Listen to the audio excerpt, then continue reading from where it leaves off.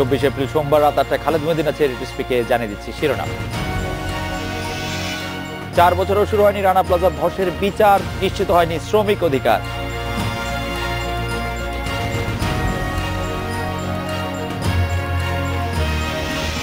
বৃষ্টি হলেই ডুবছে সড়ক, ড্রেনেজ ব্যবস্থার দুর্বলতায় রাজধানীতে হাঁটু পানি।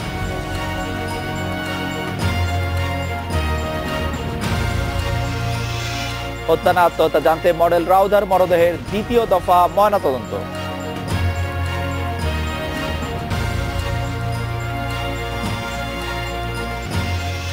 সাভারের রানা প্লাজা ধসের 4 বছর আজ। শোক ও শ্রদ্ধায় নিহতদের স্মরণ করছে স্বজন, সহকর্মী ও নানা শ্রমিক সংগঠন। এ সময় দুর্ঘটনায় জড়িতদের দ্রুত বিচারের দাবি জানান তারা। সকালে জুরাইনে নিহত শ্রমিকদের কবরে শ্রদ্ধা জানিয়ে বিজিএমইএ সভাপতি জানান, আহত কোনো শ্রমিক এখন আর বেকার নেই, প্রমাণ পেলে পুনর্বাসনের ঘোষণাও দেন তিনি।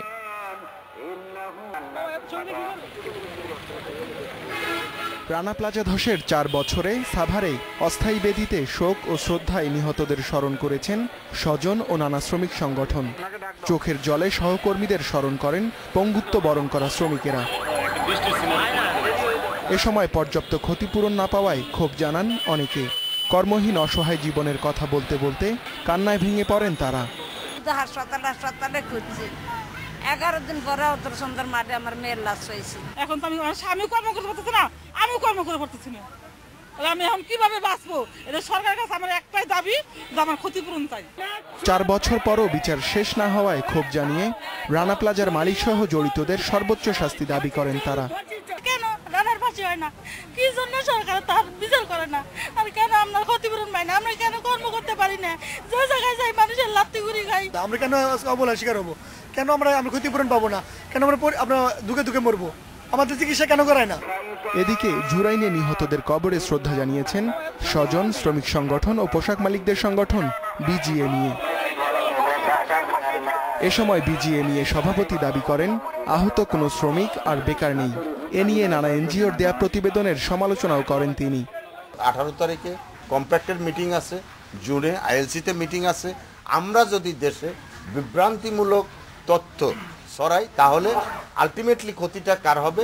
ক্ষতি হবে কিন্তু আমাদের দেশের। পাশাপাশি দুর্ঘটনায় জড়িতদের দ্রুত বিচারের দাবি জানিয়েছে BGMEA. Ruhul Amin, independent news, Dhaka.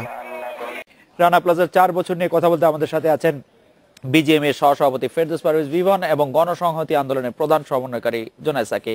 জনাব ফেরদৌস পারভেজ বিভন, রানা প্লাজা ট্র্যাজেডি 4 বছর আজ যারা বেঁচে আছেন তাদের প্রত্যেকের কর্মসংস্থান এবং ক্ষতিপূরণ নিশ্চিত করা গেছে কিনা?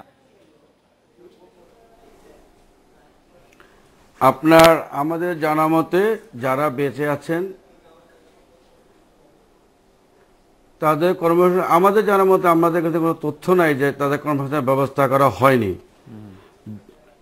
তারা সকলে কর্মসংস্থান হয়েছে বলে জানেন যে আমাদের সভাপতি আজকে বলেছেন জি, তাদের কর্মসংস্থান হয়ে যদি করে কাউকে দেখাতে পারে অবশ্যই আমরা তার চাকরি নিশ্চিত আমরা করব। আপনাদের কাছে কি এই খোঁজ আছে যে কেন ওই মামলা দুটির বিচার কার্যক্রম একটু বিলম্বিত হচ্ছে বলে আমরা খবর পড়ছি, আমরা দেখছি, আমরা অভিযোগ পাচ্ছি? জনাব ফেরদৌস পারভেজ বিভন, আমরা যেটা জেনেছি যে আপনার কোর্টে যে মামলা আছে তার এগেইনস্টে হাইকোর্টে আপনার আপিল হয়েছে মনে হয়, যার পরিপ্রেক্ষিতে আপাতত মামলাগুলো স্থগিত আছে। আমি একটু জোনায়েদ সাকি আপনার কাছে যেতে চাই, এই বিচার প্রক্রিয়া কেন বিলম্বিত হচ্ছে সে ব্যাপারে আপনার পর্যবেক্ষণ কি? রানা প্লাজা ধসের কারণে যারা কর্মচ্যুত হয়েছেন, বেকার হয়েছেন, তাদের কেউ কি এখনো বেকার রয়েছেন এরকম আমরা শুনতে পাচ্ছি। আপনার কাছে কি এরকম খবর রয়েছে কিনা? বিজিএমইএ অবশ্য বলছে এরকম কাউকে দেখাতে পারলে তারা তাদের কর্মসংস্থান করবেন, এবং বিজিএমইএর যে সহসভাপতি আমাদের সঙ্গে আছেন তারা বলছেন এরকম কারো কথা তার জানা নাই। সাকি ভাই। ধন্যবাদ আপনাকে। আজ সকালে রানা প্লাজার এই ভবন ধসের আজকে 4 বছর পার হলো। আজ সকালে আমরা রানা প্লাজায় যেখানে ভবন ধসলো সেখানে গিয়েছিলাম। শ্রমিকদের স্মৃতির উদ্দেশ্যে আমরা পুষ্পস্তবক অর্পণ করেছি এবং সেখানেই যে শ্রমিকদের নিহতদের পরিবারের স্বজনরা এসেছিলেন, আহতরা এসেছিলেন এবং অনেক যারা ওইভাবে আহত হননি কিন্তু একটা দুঃসহ অভিজ্ঞতার মধ্যে দিয়ে গিয়েছেন এবং রানা প্লাজার ওখানে চাকরিরত ছিলেন, তাদেরও অনেকে উপস্থিত হয়েছেন। তারাই এসে অভিযোগ করেছেন যে এখানে তারা ক্ষতিপূরণের টাকা ঠিক মতো পাননি, আহতরা আজকে তাদের প্রতি মাসে যে চিকিৎসা ব্যয় লাগে সেটা কোথা থেকে তারা জোগাড় করবেন, তাদের কোনো চাকরির পুনর্বাসনের ব্যবস্থা হয়নি। এবং প্রায় একটা গবেষণা প্রতিষ্ঠান বলছে যে 42% রানা প্লাজায় যারা কর্মরত ছিলেন তাদের এখনো বেকার, অর্থাৎ এবং তাদের অনেকের অভিযোগ হচ্ছে তারা কোথাও তাদেরকে চাকরি দেওয়া হয় না, রানা প্লাজার নাম শুনলে অনেক ক্ষেত্রে তাদেরকে ফিরিয়ে দেওয়া হয়। এই পুরো পরিস্থিতিটা ওখানে বিরাজমান আছে এবং মানে আহত নিহত এবং কর্মরত শ্রমিকদের তারা নিজেরা সরাসরি অথবা তাদের স্বজনরা এসে আজকে এই হাহাকারগুলো করলেন। এখন 4 বছর পার হলো এই বিচার প্রক্রিয়া যাচ্ছে না, এবং এটা তো কেবল রানা, ওই সোহেল রানার একমাত্র অভিযুক্ত নন। সোহেল রানা অবশ্যই এর মধ্যে অভিযুক্ত, কিন্তু ভবন মালিক হিসেবে যেমন তিনি অভিযুক্ত, গার্মেন্ট মালিকরা তারা যে কারখানার নিরাপত্তা নিশ্চিত করতে পারেন তার জন্য তারা অভিযুক্ত হবেন, এবং যে প্রশাসনের নাকের ডগায় এই মানে 9 তলা একটা ভবন তৈরি হলো যে অনুমতিবিহীন, এইরকম একটা ঘটনা ঘটতে পারলো, তাদের প্রত্যেককে জবাবদিহিতার আওতায় যদি না আনা যায় তাহলে এই ধরনের ঘটনা আসলে প্রতিরোধ করা যাবে না। সরকার বলেছিল যে এই যে ভবন ধসের পরে একটা, আমরা আশা করেছিলাম যে একটা জাতীয় জাগরণ হবে, একটা আত্মোপলব্ধি হবে এবং আমরা এইসব বিষয়গুলো প্রতিরোধ করার জন্য সত্যি সত্যি আন্তরিকভাবে চেষ্টা করব। কিন্তু দেখা গেল যে শ্রমিকদের শ্রমের উপরে পুরো অর্থনীতির বিকাশ হচ্ছে, তাদের নিরাপত্তার ব্যাপারে কিন্তু আগ্রহ তেমন নাই। একদিকে দেখুন যে এর পরে এই 4 বছরের মধ্যে কতগুলো অগ্নিকাণ্ডের দুর্ঘটনা ঘটেছে, যেগুলো আসলে কাঠামোগত হত্যা। সাকিব ভাই, আমি এই জায়গায় একটু আবার বিবন ভাইয়ের একটু মতামত জানতে চাই। বিবন ভাই, আপনি নিশ্চয়ই সাকিব ভাইকে শুনলেন যে, এবং আমি সাকিব ভাই একটি গবেষণা প্রতিষ্ঠানের কথা বলছেন, আমি অ্যাকশনের কথা বলছি, তারা বলছে যে 44% রানা প্লাজার কর্মীরা এখনো বেকার, যারা সেখানে কাজ করতেন। বিজেপি সভাপতি সেটি অস্বীকার করছেন, আপনি জানছেন না বলছেন। এটার মধ্যে কোনো একটি জায়গায় কোনো কমিউনিকেশন গ্যাপ, ইনফরমেশন গ্যাপ থেকে যাচ্ছে কিনা বিমান ভাই?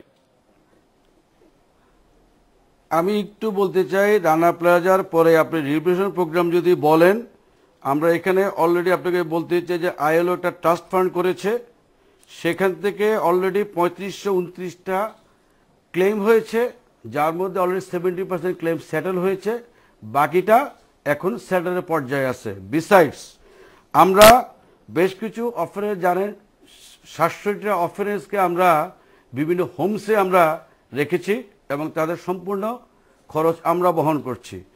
এছাড়াও আমরা কিছু লোককে আমরা এডুকেশন দিচ্ছি।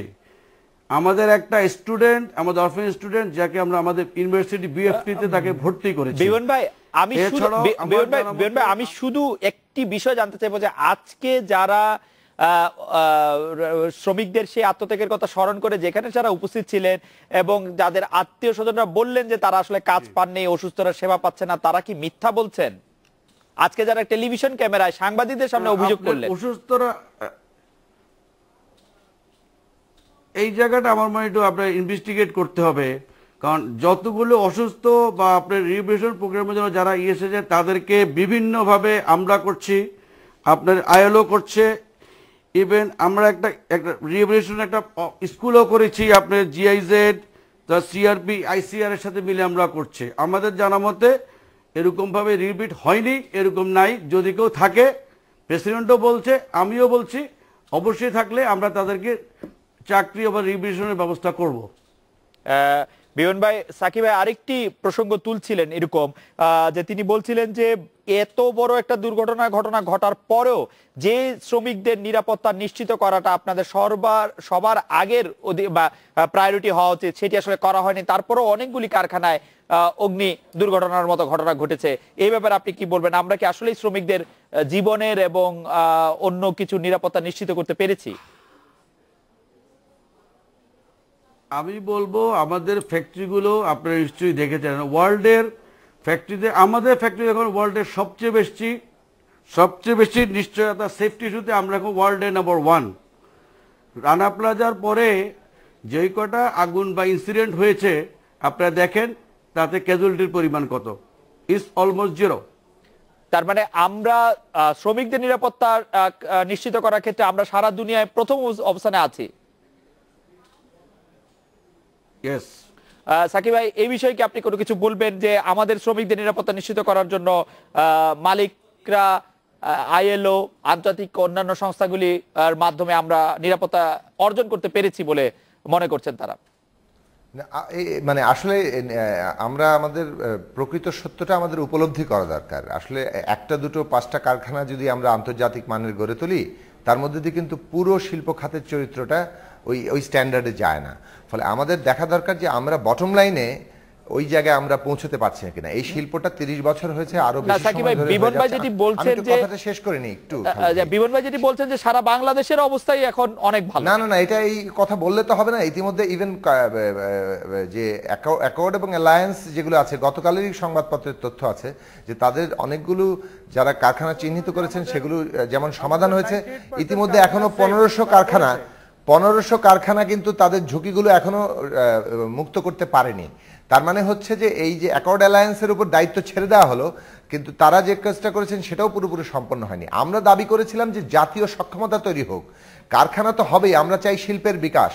শিল্প হলেই শিল্পের একটা ঝুঁকি থাকবে, তাহলে সেই শিল্প যাতে ঝুঁকিমুক্ত থাকে তার জন্য যে একটা ন্যূনতম স্ট্যান্ডার্ড রক্ষা করা দরকার এবং সেটার যে তদারকিটা দরকার, সেই তদারকি এবং পর্যবেক্ষণের যে সার্বক্ষণিক সক্ষমতা এবং রাষ্ট্রের সেই যে মানে লোকবল, এইটা নিশ্চিত করার জন্য আমরা জাতীয় সক্ষমতার দাবি তুলেছিলাম। কিন্তু আমরা দেখলাম অ্যাকর্ড অ্যালায়েন্সের হাতে এটা চলে গেল, কিন্তু সেটাও এখনো পুরোপুরি সম্পূর্ণ হচ্ছে না। এই সম্পূর্ণ না হওয়াটা এটা আমাদের জাতীয়ভাবে এটা আমাদের জন্য কিন্তু সক্ষমতা কিংবা কোনো ইতিবাচক ব্যাপার না। এই শিল্পটা যাতে শক্ত ভিত্তির উপর দাঁড়ায়, সেটা শ্রমিকের নিরাপত্তা নিশ্চিত করেই কেবলমাত্র দাঁড়াতে পারবে। শ্রম শিল্পের অত্যন্ত অপরিহার্য গুরুত্বপূর্ণ উপাদান। এই উপাদান বাদ দিয়ে তো কোনো শিল্প হতে পারে না, এবং এই উপাদান বাদ দিয়ে শিল্পের বিকাশও হতে পারে না।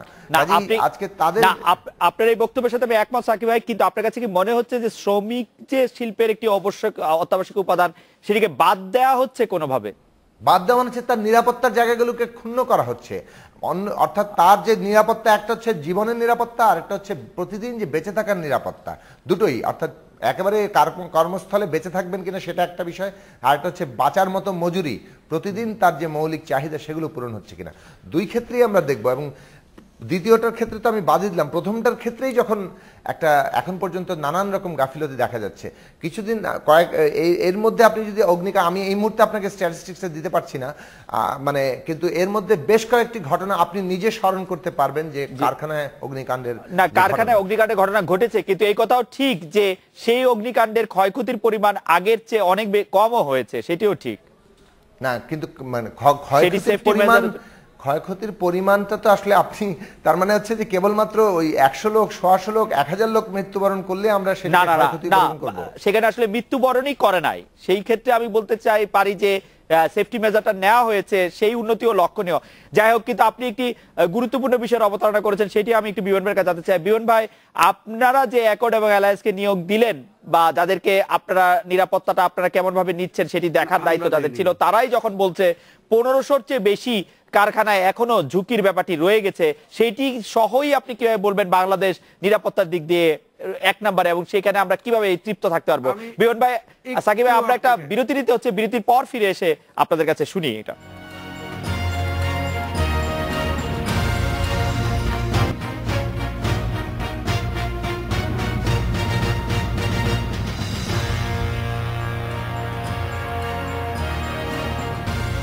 বিমান ভাই, 1500 কারখানা ঝুঁকিপূর্ণ বা ঝুঁকির মধ্যে রেখেও বাংলাদেশকে সবচেয়ে ঝুঁকিমুক্ত শিল্প এলাকা বা শিল্প দেশ বলা যায় কিনা? আমি আপনাকে একটু কারেক্ট করতে চাই যে 1500 ফ্যাক্টরির কথা উনি বলেছেন সেটা সত্য নয়। সেখানে হচ্ছে যে আপনার ন্যাশনাল অ্যাকশন প্ল্যানের আন্ডারে আইএলও সহ যে ফ্যাক্টরিগুলো ইন্সপেকশন করেছে, সেখানে আপনার সংস্কার কার্যক্রমের প্রক্রিয়া আপনার অগ্রগতি হয়েছে প্রায় 25% মতো হয়েছে। সেখানে 1500 ফ্যাক্টরি নেই, 1549টা ফ্যাক্টরি আছে। নিরাপত্তা নিশ্চিত নেই কথা ঠিক নয়। এখানে যখন তারা গিয়েছে, তার মধ্যে তারা ইনিশিয়ালি 3টা ফ্যাক্টরিকে বন্ধ করেছে, বাকিগুলোকে সংস্কার কাজের জন্য তাদেরকে বিভিন্ন স্টেজে বিভিন্ন পয়েন্টে তাদেরকে একটা ক্যাপিং পিরিয়ড দেওয়া হয়েছে, তারা ওই ক্যাপিং পিরিয়ড অনুযায়ী কাজগুলো করছে। আচ্ছা, তো যেটা সেখানে অলমোস্ট 25% পর্যন্ত এটা কমপ্লিট হয়েছে। ওকে, অ্যাকর্ড অ্যালায়েন্স যে ফ্যাক্টরিগুলো ইন্সপেকশন করেছে তার মধ্যে 120টা সংস্কার সম্পূর্ণ কমপ্লিট হয়েছে, আর আদার্স ফ্যাক্টরিগুলোতে অ্যাকর্ডের কার্যক্রমে 77% কমপ্লিট হয়েছে, আর আপনার অ্যালায়েন্সের 75% কমপ্লিট হয়েছে। এটা একটা প্রক্রিয়া, একদিনই তো শেষ হবে না, হচ্ছে স্টেপ বাই স্টেপ হচ্ছে। আমরা ধারণা করছি অ্যাকর্ড অ্যালায়েন্স এই বছরের মধ্যেই টোটাল কাজগুলো সম্পন্ন হবে, আর হয়তো ন্যাপের অ্যাঙ্গেজে যেটা আছে তাদের হয়তো একটু বেশি সময় লাগবে। আপনি কি এই প্রক্রিয়া চলা অবস্থায় কারখানাটাকে নিরাপদ মনে করছেন? ওই কারখানাগুলিকে যেখানে এই প্রক্রিয়া চলছে সেই কারখানাগুলিকে নিরাপদ মনে করছেন? আমি কেন বলবো, এটা তো আপনার অ্যালায়েন্স বলছে, সরকারও বলছে, আমাকে বলতে হচ্ছে না। না, নিরাপদ তারা যে 1549টি কারখানা নিরাপদ বলতে একটা হচ্ছে যে আপনার সম্পূর্ণ নিরাপদ বলতে মানে fully compliant or fully safe. Okay, but আপাতত যেই ফ্যাক্টরিগুলো মানে আপনার নিরাপত্তা নিশ্চিত নাই সম্পূর্ণ বা রিস্কি, তাদের কিন্তু ফ্যাক্টরি প্রায় 200 ফ্যাক্টরি অ্যাকর্ড অ্যালায়েন্স এবং আইএলও এবং সরকার মিলে বন্ধ করে দিয়েছে ইনিশিয়ালি। বাকিগুলো নিরাপদ আছে, তারপরে কিছু রেকটিফিকেশন লাগবে, সেগুলো তারা ক্যাপ দিয়েছে, অ্যাকর্ডিংলি ক্যাপগুলো স্টেপ বাই স্টেপ শেষ হচ্ছে। সাকিব ভাই, আমি জানি না আপনি আপনার প্রশ্নের জবাব পেলেন কিনা, বা আপনি যে বিষয়ে উত্থাপন করেন সেই বিষয়ে আপনার যদি কোনো কিছু বলার থাকে, আপনার সাথে আমার কথা হচ্ছিল যে আজ সেখানে রানা প্লাজার শ্রমিকদের স্মরণে যে বাধা দেওয়া হয়েছিল আন্দোলন, বা আমি যদি বলি যে ঠিক আন্দোলনও না, তাদের এই প্রতিবাদকে, সেই প্রসঙ্গে যদি আপনি একটু খুব সংক্ষেপে বলেন। সাকিব ভাই, ওই আগের প্রসঙ্গটাতে সংক্ষেপে শেষ করে আমি যে কথাটা গুরুত্ব দিচ্ছিলাম যে এখনো পর্যন্ত এটা যে প্রক্রিয়াধীন আছে যেগুলো বলছেন, এটা অ্যাকর্ড অ্যালায়েন্স তাদের যে মানদণ্ড ঠিক করেছে সেগুলো তারা প্রক্রিয়াধীন করে রেখেছেন, কিন্তু তার মধ্যে সংবাদপত্রই বলছে যে 1500 কারখানার মধ্যে এই বিষয়গুলো ছিল, এবং যেগুলো এখনো ওই উনি যেটা বলছেন যে স্টেপ বাই স্টেপ চলছে, কিন্তু এটা কিন্তু অ্যাকর্ড অ্যালায়েন্স তার হাতে এটা তারা করেছে। কিন্তু এখানে আমরা যেটা জরুরি দরকার ছিল যে জাতীয় সক্ষমতা যদি আমাদের তৈরি না হয়, যে এটা একটা কন্টিনিউয়াস প্রসেস, এইটা তো এমন না যে একটা কারখানাকে আপনি চিরস্থায়ী বন্দোবস্ত নিরাপত্তা করে ফেলতে পারেন। নিরাপত্তা একটা প্রতিদিনকার ব্যাপার, এটা প্রতিদিন এটা একটা তদারকির ব্যাপার। সেই জায়গাগুলো নিশ্চিত করার জন্য যে মানদণ্ড এবং যে তদারকির যে লোকবল রাষ্ট্রীয় প্রতিষ্ঠানের দিক থেকে দরকার ছিল, সেই জায়গাটা পুরো গ্যাপ রয়ে গেছে। ওইটাই জরুরি প্রশ্ন, যে এবং সেটা থাকলেই বরং এই যে এখনো যে প্রতিষ্ঠানগুলো তাদের নানান ফাঁকফোকর রয়ে যাচ্ছে, সেগুলো কত দ্রুত তারা শেষ করবে সেই জবাবদিহিতা আমরা পেতে পারতাম। আর দ্বিতীয়ত হচ্ছে, আমি যে প্রসঙ্গে আসতে চাইছি সেটা হচ্ছে যে শ্রমিকদের প্রথমে যে কথাটা বলা হয়েছিল, একটা হচ্ছে ক্ষতিপূরণ। ক্ষতিপূরণটা তো কি? ক্ষতিপূরণ হচ্ছে শ্রমিকের অধিকার, এবং সেই ক্ষতিপূরণটা হওয়া উচিত কর্মস্থলে কেউ নিহত হলে তার এক জীবনের যে আয় সেই তার সমপরিমাণ তাকে ক্ষতিপূরণ দিতে হবে। এই ক্ষতিপূরণের জায়গাটা অধিকার হিসেবে প্রতিষ্ঠা না করে নানান ফান্ড থেকে তাদেরকে টাকা দেওয়া হচ্ছে, যেটা আসলে তার অধিকারকে, তার মর্যাদাটা, মুক্তিযুদ্ধের যে অঙ্গীকার আমরা আমাদের নাগরিকের মর্যাদা প্রতিষ্ঠা করবো, সেই জায়গাটা তৈরি করা হয়নি। আর আজকে আমরা বিস্ময়ের সাথে দেখলাম রানা প্লাজায়, যেখানে এই দিনটিতে মানুষ, সেখানে শ্রমিকরা সমবেত হবেন, সাধারণ মানুষরা সমবেত হবেন, তারা বাংলাদেশের এই অর্থনৈতিক বিকাশের সবচেয়ে চালিকা শক্তি এই শ্রমজীবী মানুষ, যারা কর্মস্থলে কাজ করতে সে জীবন দিয়েছেন, তাদের প্রতি শ্রদ্ধা জানাবেন, এবং এই ঘটনা যাতে পুনরাবৃত্তি না ঘটে তার জন্য তারা কথা বলবেন, সেই জায়গাটা আজকে বন্ধ করে দেওয়া হয়েছে। ওখানে পুলিশ কোনো মাইক ব্যবহার করতে দিচ্ছে না, এবং মানে সবার সাকিব, আপনাকে ধন্যবাদ, আপনার বক্তব্য পরিষ্কার। এই প্রসঙ্গে একটি লাইন যদি বলেন বিমান ভাই, কেন তাদেরকে কোনো কথা বলতে দেওয়া হলো না? এটা তো আপনার সেখানে যদি কেউ বলে থাকে, আমি এই জন্য এই বলে থাকলে এটা ডেফিনেটলি, এটা আমি বলবো কোনো মহল এটাকে উদ্দেশ্য প্রণোদিত হয়তো করে থাকতে পারে, এবং আপনি এটাকে সমর্থন করেন না। সাকিব ভাই কিন্তু নিজে আলটিমেটলি স্বীকার করলেন, নিজে এখন স্বীকার করলেন যে আমাদের নিশ্চয়তা আমরা করেছি। উনি চাচ্ছেন একটা কম্বাইন্ড ফোর্স যারা প্রতিনিয়ত। বিমান ভাই, জনাব সাকিব, আপনাদের অনেক ধন্যবাদ। এই ডিএসপিকে এই মুহূর্তে কি বিরতি নিচ্ছি।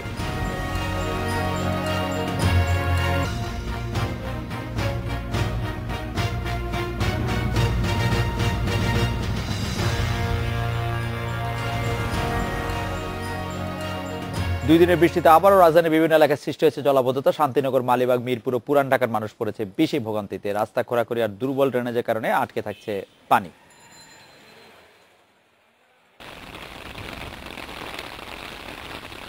বঙ্গোপসাগরের লঘুচাপের প্রভাবে 2 দিন ধরে সারা দেশেই একরকম টানা বৃষ্টি হচ্ছে। এই বৃষ্টিতে নাকাল রাজধানীবাসী, বিশেষ করে অফিসগামী মানুষ পড়ে চরম দুর্ভোগে। অনেককেই চলাচল করতে হয় হাঁটু পানি ভেঙে, অনেকে আবার বের হতে পারেননি বাসা থেকেই। শান্তিনগর, মৌচাক, মালিবাগের চিত্র একটু ভিন্ন। ফ্লাইওভারের নির্মাণ কাজের জন্য দীর্ঘদিন এই এলাকার রাস্তা খুঁড়ে রাখা হয়েছে। সামান্য বৃষ্টি হলেই এখানে জমে হাঁটু পানি, আর ভারী বৃষ্টি হলে তো কথাই নেই। বৃষ্টি হলে পানি জমে এখানে, কিছু করার নেই তো। ড্রেনের অবস্থা খুব খারাপ, ড্রেন লাইনের অবস্থা খুবই খারাপ। কি করার আছে? প্রত্যেক দিন এই 3-4 দিন ধরে লাগাতার বৃষ্টি হতেছে, লাগাতার বৃষ্টিতে পানিতে উপরে যাচ্ছি, আবার পানি ডেঙে নিচে নামছি। সামান্য বৃষ্টি হলেই মিরপুর ও পুরান ঢাকার অনেক এলাকায় পানি জমে, ভারী বৃষ্টিতে রীতিমতো বন্যা হয়। ড্রেনেজ ব্যবস্থার দুর্বলতার কারণে এই পানি আটকে থাকে দীর্ঘ সময়। যে কাউন্সিলর বা মেয়র যারা এই এতদিন ধরে এই রাস্তাটা যে পানি জমে থাকে ঠিক করার কোনো কাজ করে না? হ্যাঁ, কাজ বৃষ্টির আগেও করছে, দেখছি তো, তারপরে ক্লিয়ার হইতে আসছে না। বৃষ্টির জন্য যে রাস্তাঘাটে পানিতে ভরে যায়, কোথাও যাওয়া আসা করতে অনেক ঝামেলা হয়ে যায়। মঙ্গলবারের পর আকাশ মেঘমুক্ত হবে বলে জানিয়েছে আবহাওয়া office. Abdullah Rafi, independent news, Dhaka. দেশের বিভিন্ন স্থানে বৃষ্টিতে বেহাল ড্রেনেজ ব্যবস্থা ডুবছে। ফসল নিয়ে কথা বলতে আমাদের সাথে আছেন প্রতিবেদক সুমিত জামান ঢাকা থেকে, বগুড়া থেকে উত্তরাঞ্চল প্রধান হাসিবুর রহমান বিলু আছেন, বরিশাল ব্যুরো প্রধান মুরাদ আহমেদ আছেন, এবং চট্টগ্রাম থেকে প্রতিবেদক ইফতেখার ফয়সাল আছেন। আমি সুমিত জামান আপনার কাছ থেকে জানতে চাইবো যে এই মুহূর্তে রাজধানীর কোন অঞ্চলে সবচেয়ে বেশি জলাবদ্ধতা হয়েছে বলে আপনি খবর পেয়েছেন? আপনি মালিবাগে রয়েছেন, মালিবাগে কি সবচেয়ে বেশি ক্ষতিগ্রস্ত?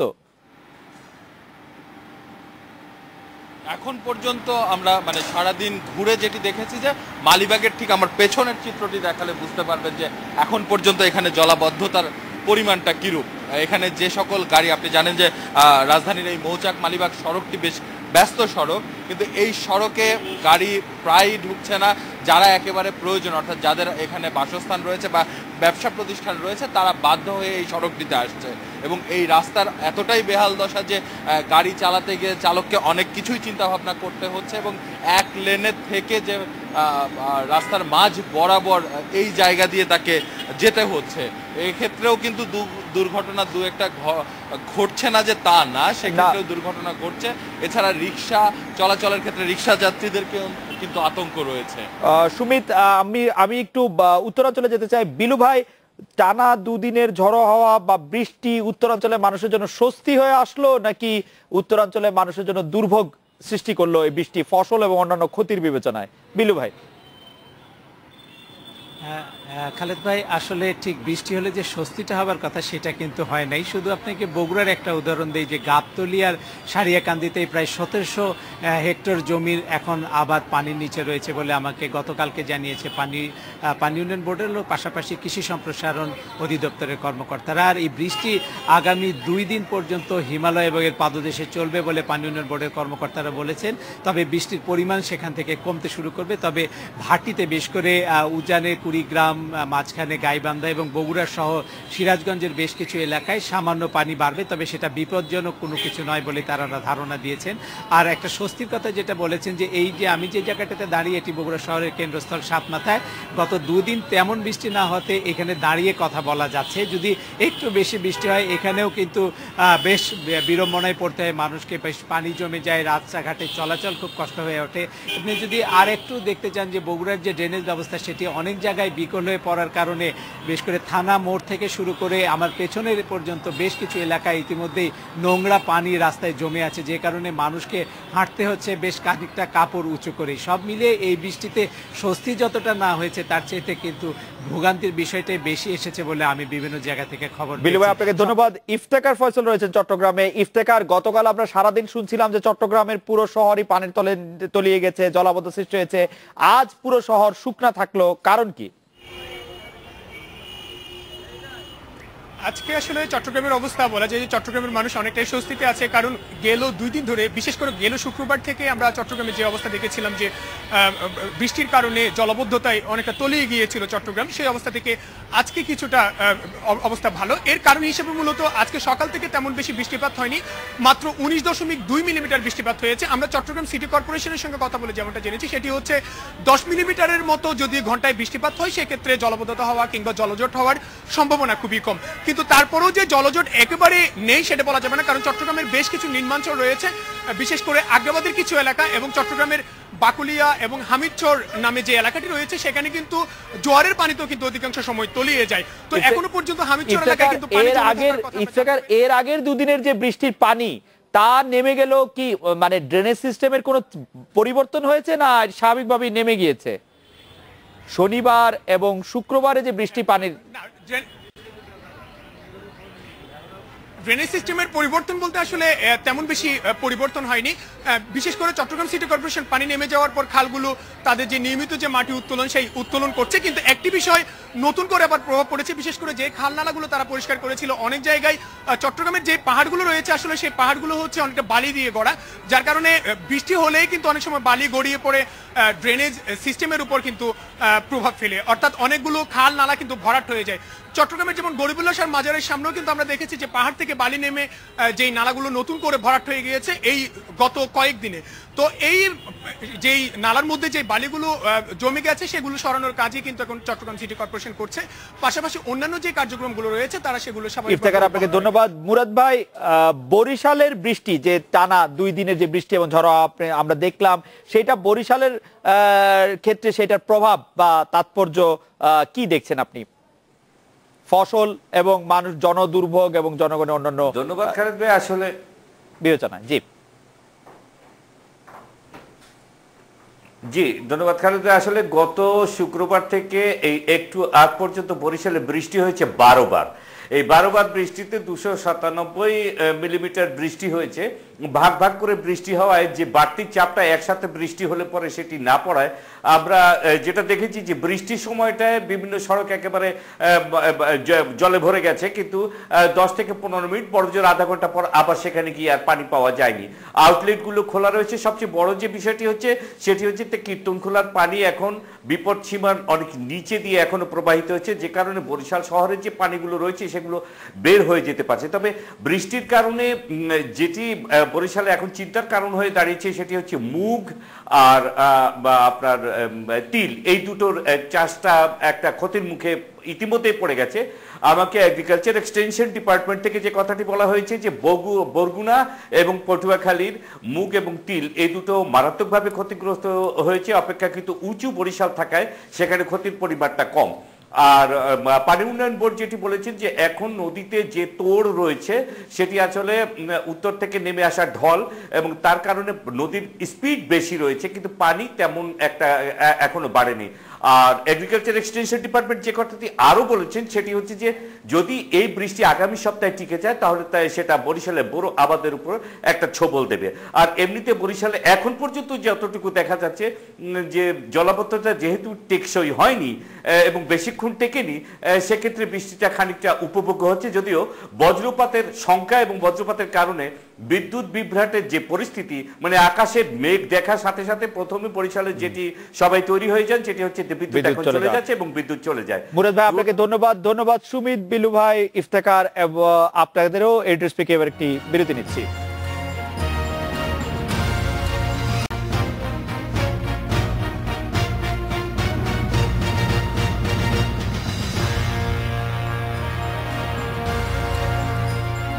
রাজশাহী ইসলামী ব্যাংক মেডিকেল কলেজের ছাত্রী মালদ্বীপের মডেল রাউধা আতিফের মরদেহের দ্বিতীয় দফা ময়নাতদন্ত হয়েছে। চূড়ান্ত প্রতিবেদন দিতে কিছুটা সময় লাগবে বলে জানিয়েছেন চিকিৎসক। এই বিষয়ে কথা বলতে আমাদের সাথে আছেন রাউধার বাবার আইনজীবী অ্যাডভোকেট কামরুল মনির। অ্যাডভোকেট কামরুল মনির, প্রথম কি কারণে আপনাদের সন্দেহ হয়েছিল যে রাউধার মৃত্যু আত্মহত্যাজনিত কারণে নয় বরং এটি একটি পরিকল্পিত হত্যা হয়ে থাকতে পারে? অ্যাডভোকেট কামরুল মনির।